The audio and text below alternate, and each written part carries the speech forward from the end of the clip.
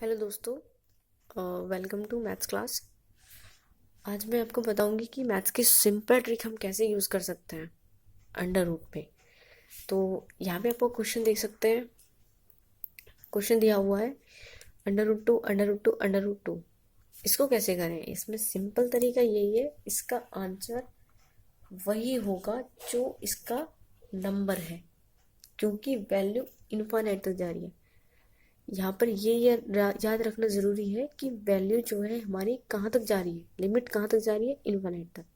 तो इसका आंसर भी वही होगा जो इस क्वेश्चन की डिजिट है। सो नेक्स्ट क्वेश्चन में भी रूट सेवन इनफाइनाइट तक दिया हुआ है, तो इसका आंसर भी 7 होगा।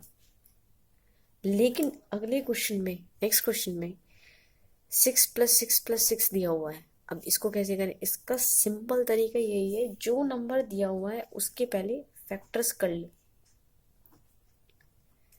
फैक्टर्स किए। फैक्टर्स हमेशा प्राइम नंबर्स से होते हैं। अब ये प्राइम नंबर्स क्या होते हैं? प्राइम नंबर्स वो नंबर्स होते हैं जो अपने अलावा किसी से नहीं कर सकते, जैसे 1, 2, 3, 5, 7। ये कह लीजिए कि ये वो नंबर्स हैं जो किसी और के टेबल्स में नहीं आते। तो हम जब भी फैक्टर्स करेंगे प्राइम नंबर से करेंगे। 2 3 6 3 1 3। क्वेश्चन पे आते हैं। क्वेश्चन था √6 + √6 + √6। इसको कैसे करेंगे? हमने फैक्टर किए, आया 2 और 3। 2 और 3 आया। अब हमें करना कैसे है? दो नंबर मिले, एक मिला हमें 3 और एक मिला हमें 2। सबसे पहले देखते हैं कि इनका डिफरेंस 1 है या नहीं। इनका डिफरेंस 1 होना चाहिए। फैक्टर्स करने के बाद हमें ये देखना है कि दो नंबर्स का डिफरेंस 1 होना चाहिए। क्वेश्चन में अगर प्लस में है तो आंसर बड़ी वाली डिजिट होगी। क्वेश्चन अगर माइनस में होता तो आंसर छोटी वाली डिजिट होती। तो इसका आंसर, सिंपल आंसर इसका आएगा 3। ठीक है। लेकिन नेक्स्ट क्वेश्चन में 20 20 20 दिया हुआ है, लेकिन बीच में क्या है? माइनस है। तो हम सिंपल पहले फैक्टर करेंगे 20 के। 2 1 = 2 0, 2 5 = 10, 5 1 = 5। फैक्टर किए, लेकिन यहाँ पे 3 नंबर्स आ रहे हैं। अब हमें डिसाइड कैसे होगी कौन सा नंबर लें? मैंने बताया कि डिफरेंस 1 होना चाहिए। दो नंबर्स हमें ऐसे लेने हैं कि डिफरेंस उनका 1 हो। तो इसमें एक 5 है, एक 2 2 = 4 है। डिफरेंस आया 1। माइनस में है वैल्यू, तो हम छोटी डिजिट लेंगे। तो इसका आंसर 4 है। सिंपल ट्रिक याद रखने की ये है कि अगर √2 दिया हुआ था, यानी मल्टीप्लाई में कोई चीज़ दी हुई है, तो इसका आंसर वही होगा जो इस क्वेश्चन की डिजिट है।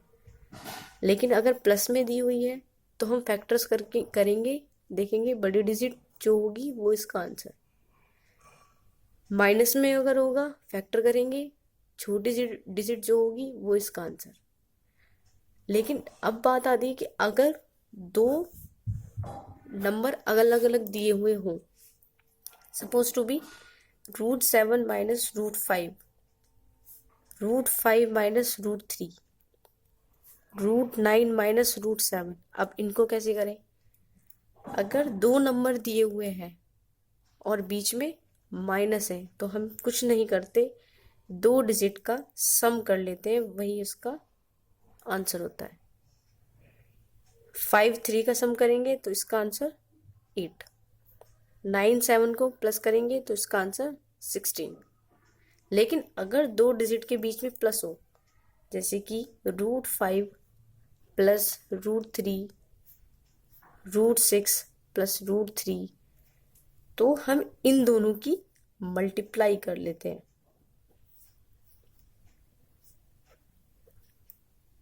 ठीक है। अगर दो नंबर अलग अलग हो और उनके बीच माइनस दिया हुआ हो तो उन नंबर्स को प्लस कर लेते हैं, और अगर प्लस में दिया हुआ दो नंबर अलग अलग तो उन नंबर्स की मल्टीप्लाई कर लेते हैं। ठीक है। Thank you.